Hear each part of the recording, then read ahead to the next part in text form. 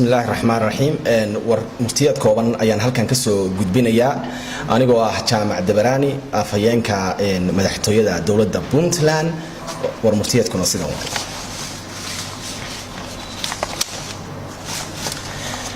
shirka iskaashiga dawladaha xubnaha ka ah dawladda federaalka ee Puntland Hirshabelle iyo Koonfur Galbeed shir ay isugu yimaadeen madaxweynaha Siciid Cabdullaahi Dani iyo madaxweynaha ku-xigeenka Puntland Ahmed Cilmi Cismaan Karaash madaxweynaha Hirshabelle Maxamed Cabdi Waare iyo madaxweynaha Koonfur Galbeed Cabdicasiis Xasan Maxamed Lafta Gareen oo ayna ka qayb galeen wasiirro ka tirsan saddexda maamul ayaa ka dhacay magaalada Garowe 12 bisha May 2019 shirka oo ay martigelisay Puntland waxa uu qayb ka yahay xoojinta iskaashiga dawladaha xubnaha ka ah dawladda federaalka ah sida uu qabo qodobka 52 ee dastuurka ku-meelgaarka ah ee Soomaaliya shirkan oo looga wada hadlay iskaashiga dhinacyada federaaleynta dalka amniga horumarinta dhaqaalaha ganacsiga tayeynta hay'adaha dawladda iyo isweydaarsiga xogaha iyo khibradaha waxa ka soo baxay qodobada soo socda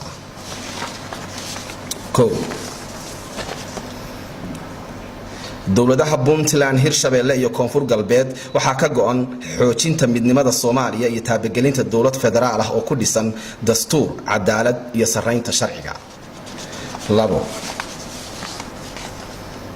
saddexda maamul waxay ka wada shaqeyn doonaan dhameystirka iyo hirgelinta nidaamka federaaleynta dalka iyagoo iskaashi arrimahaasi kala sameynaya maamulada kale ee dalka iyo dawladda federaalka waxay yeelanayaan saddexdan dawladood iskaashi ballaaran iyadoo la sameynayo guddiyo farsamo oo ka shaqeynaya hirgelinta heshiisyada iskaashi ee dhinacyada federaaleynta amniga ganacsiga horumarinta hay'adaha dawliga ah iskaashiga arrimaha bini'aadantinimada iyo xalka waara ee barakacayaasha waxa la isla gartay in la iska kaashado guud ahaan amniga gaar ahaan la dagaalanka argagixisada iyo isweydaarsiga xogta iyo dambiilayaasha Puntland waxay diyaar u tahay inay gacan ka geysato khibrad iyo dhaqaaleba dhameystirka iyo tayeynta hay'adaha dawladeed ee maamulada